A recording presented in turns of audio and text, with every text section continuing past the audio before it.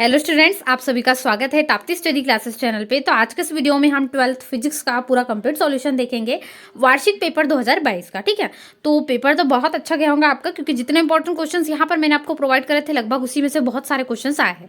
इसीलिए आपको important question से प्रिपरेशन लगातार करते रहना है। ठीक है, जितने भी क्वेश्चन यहाँ पर आपको इंपॉर्टेंट बताए जा रहे हैं उनको जरूर पढ़ लीजिएगा, क्योंकि पिछले सालों में आए हुए रहते हैं, तो उन क्वेश्चंस की आप अच्छे से तैयारी कर सकते हो, इसलिए उसको अच्छे से पढ़िए। और यहाँ पर मैंने आपको जितने इंपॉर्टेंट क्वेश्चन बताए थे उसमें से बहुत सारे क्वेश्चन आए हैं, आप जाकर चेक भी कर सकते हो। इसलिए पेपर के भरोसे ना रहे, इंपॉर्टेंट क्वेश्चंस को जल्दी से कवर करें। ठीक है, चलिए इसके उत्तर देखते हैं हम। तो पहले हम सही विकल्प से शुरू करते हैं। यहाँ पर सबसे पहला क्वेश्चन है, किस उपकरण का उपयोग वोल्टेज नियंत्रक के रूप में किया जाता है। तो यहाँ पर मैं आपको पेपर बता दूं किस प्रकार से आया है।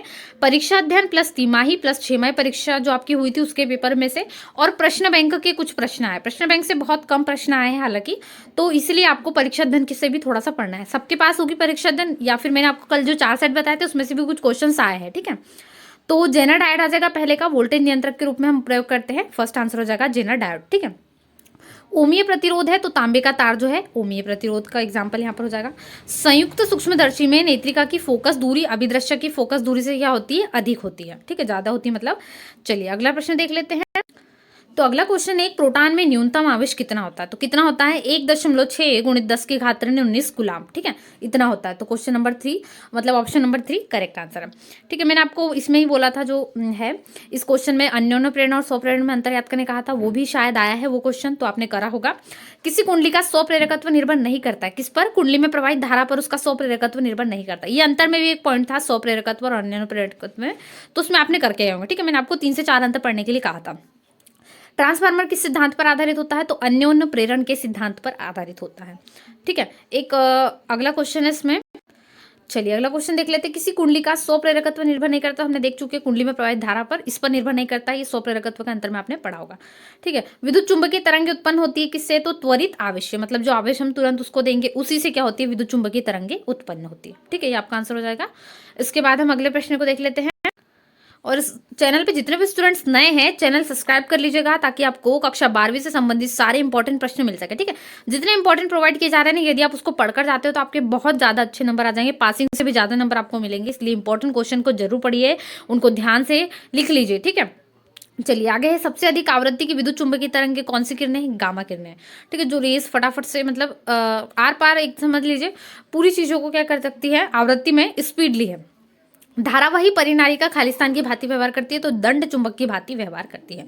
मीटर सेतु किस सिद्धांत पर आधारित है, याद कीजिए मैंने आपको बताया था व्हीटस्टोन सेतु वगैरह यहाँ पर, तो किस पर आधारित है, मीटर सेतु व्हीटस्टोन सेतु पर यहाँ पर आधारित है। ठीक है, व्हीटस्टोन जो सिद्धांत होता है ऊर्जा के सिद्धांत पर, उस पर आधारित है। इसके बाद है, जल के अंदर वायु का बुलबुला अवतल लेंस की भांति व्यवहार करता है।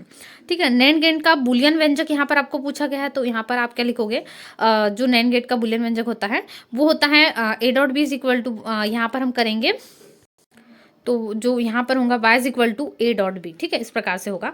और यहाँ पर इसको 1 इज इक्वल टू जो है b भी लिखा जाता है, मतलब यहाँ पर b जो इज इक्वल टू 1 लिख दे तो a आ जाएगा। ठीक है, y is equal to a हो जाएगा, एक ही बात है। आकाश का नीला दिखाई देना है किसके कारण होता है, तो प्रकाश के प्रकीर्णन के कारण होता है, आकाश नीला हमें दिखाई देता है। अगला क्वेश्चन है, विद्युत परिपथ में वोल्ट मीटर को सदैव हम किस क्रम में जोड़ते हैं, तो समांतर क्रम में जोड़ते हैं। ठीक है, आपका जो 7वां क्वेश्चन है इसका उत्तर हो जाएगा। चलिए इसके बाद हम सही जोड़ी को देख लेते हैं जल्दी से। चलिए अगला प्रश्न यहाँ पर सही जोड़ी मिलान का है, तो देखते हैं। पहला क्वेश्चन, इसमें संयुक्त सूक्ष्मदर्शी की आवर्धन क्षमता का सूत्र क्या होता है, तो -V0 अपॉन U0 कोष्टक में 1 + D अपॉन FE। ठीक है, ये होता है संयुक्त सूक्ष्मदर्शी की आवर्धन क्षमता का फॉर्मूला। ठीक है, चलिए इसके बाद है बूस्टर का नियम। तो बूस्टर का नियम क्या होता है, 1 - D अपॉन F। ठीक है, ये आपको आंसर में लिख लेना है। अवरक्त किरणें जो 3rd नंबर का है, इसमें आप हर्सेल ने जो है नियम दिया था, अवरक्त किरणें के बारे में बताता है, खोज की थी जिनको हम कहेंगे, तो यहाँ पर आपका अवरक्त किरणें का क्या हो जाएगा, हर्सेल। ठीक है, F नंबर का। इसके बाद है इलेक्ट्रॉन वोल्ट। तो जो इलेक्ट्रॉन वोल्ट होता है इसका मिलान आप किससे करोगे, यहाँ पर आपको J नंबर किससे मिलान करना है, यानी ऊर्जा का जो मात्रक है वो। ठीक है, तो यहाँ पर आप मिलान कर दोगे क्या, ऊर्जा का जो है मात्रक होता है इलेक्ट्रॉन वोल्ट। ठीक है, यहाँ पे J नंबर से मिलान हो जाएगा। डायनेमो जो 5th नंबर का आपको दिया गया है, ये विद्युत चुंबकीय प्रेरण से। ठीक है, विद्युत चुंबकीय प्रेरण में डायनेमो का प्रयोग किया जाता है। इसके बाद है अमीटर, 6वां नंबर का जो है आपका अमीटर। तो जो अमीटर है वो धारा नापने का यंत्र होता है। ठीक है, लास्ट विद्युत सामर्थ्य का यहाँ पर हम वोल्ट गुणित धारा, ठीक है। तो यहाँ पर V यानी वोल्ट और I यानी धारा हो जाएगा, ठीक है, विद्युत सामर्थ्य का फॉर्मूला। तो ये आपकी सही जोड़ी मिलान हो गई, इसको अच्छे से नोट कर लीजिएगा। चलिए अगला प्रश्न देख लेते हैं।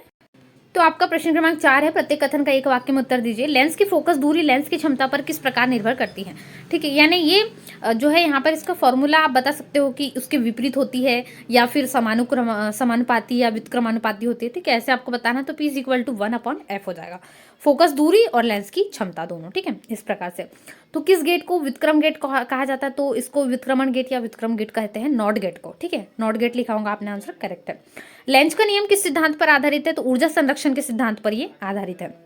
देहली आवृत्ति की परिभाषा आपको पढ़कर जाना था, ये भी मैंने बताया था। ये 2 अंक के लिए बताया था, परंतु 1 अंक में पूछ लिया गया, ठीक है। तो यहाँ पर आप जो देहली आवृत्ति है इसकी परिभाषा लिख सकते हो, ठीक है। तो जो निम्न आवृत्ति होती है उसमें इलेक्ट्रॉन उत्सर्जन के जो आवश्यक हमें आवृत्ति जो आवश्यकता होती है, ठीक है, इलेक्ट्रॉन बाहर निकालने की समझ लीजिए जो आवश्यकता होगी वही क्या कहलाती है यहाँ पर देहली आवृत्ति। मतलब समझ लीजिए इलेक्ट्रॉन कक्ष है, इसमें हमें जो इलेक्ट्रॉन है समझ लीजिए यहाँ पर इसका इलेक्ट्रॉन बाहर निकालना, इसके लिए हमें जो आवश्यक ऊर्जा की आवश्यकता होगी ना, वही देहली आवृत्ति होती है, ठीक है। खगोलीय दूरदर्शी की आवर्धन क्षमता कैसे बढ़ाएंगे, तो F0 को यदि बढ़ा दोगे तो खगोलीय दूरदर्शी की आवर्धन क्षमता ऑटोमेटिकली बढ़ जाएगी। चलिए अगला प्रश्न है, कुचालक माध्यम की उपस्थिति का विभव पर क्या प्रभाव पड़ता है, तो इससे विभव जो है घट जाता है, एक दूसरे के अपोजिट समझ लीजिए, ठीक है। कुचालक माध्यम यदि घटाएंगे तो यहाँ पर विभव जो है बढ़ जाएगा, लेकिन यहाँ पर हम दोनों में से कोई एक घटाएंगे या बढ़ाएंगे तो दूसरे पे विपरीत असर पड़ेगा, ठीक है, तो घट जाएगा इससे। चलिए इसके बाद है, विस्थापन धारा किस कारण उत्पन्न होती है, तो परिवर्तनशील विद्युत क्षेत्र के कारण विस्थापन धारा उत्पन्न होती है, ठीक है, ये आपका आंसर हो जाएगा। चलिए तो ये पूरे ऑब्जेक्टिव क्वेश्चन का सॉल्यूशन था। यहाँ पर आपको ओम का नियम, किरचॉफ की वोल्टता का नियम, लॉरेंज बल तो बहुत इंपॉर्टेंट था, और एक जो एम्पियर है इसको परिभाषित करने के लिए भी आया, ठीक है। तो सरल क्वेश्चन थे, आपने किए होंगे, जो बताए थे सारे इंपॉर्टेंट में से ही आए हैं। देखिए मैंने विद्युत चुंबकीय प्रेरण संबंधित फैराडे के पूरे नियम पढ़ने के लिए कहा था, लेकिन आया केवल क्या है दूसरा, तो कोई बात नहीं, आपने इसमें दूसरा भी लिखा होगा, अच्छे से करा होगा, पूरे नियम पढ़ के गए होंगे तो अच्छा आपको आगे और काम आ जाएंगे, ठीक है। न्यूमेरिकल में मैंने बताया था आपको प्रकाश वाले पार्ट से एक न्यूमेरिकल आ सकता है, परंतु इसमें आप जो है करके जाओगे तो भी न्यूमेरिकल बहुत कम चांसेस है कि बनते हैं, ठीक है।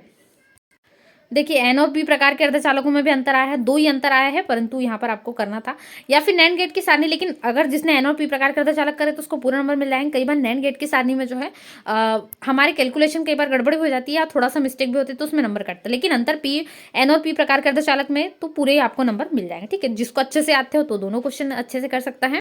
देखिए किसी सेल के विद्युत वाहक बल, विभवांतर और आंतरिक प्रतिरोध में संबंध, ये हमेशा से आते हुआ क्वेश्चन है, ये भी आया है।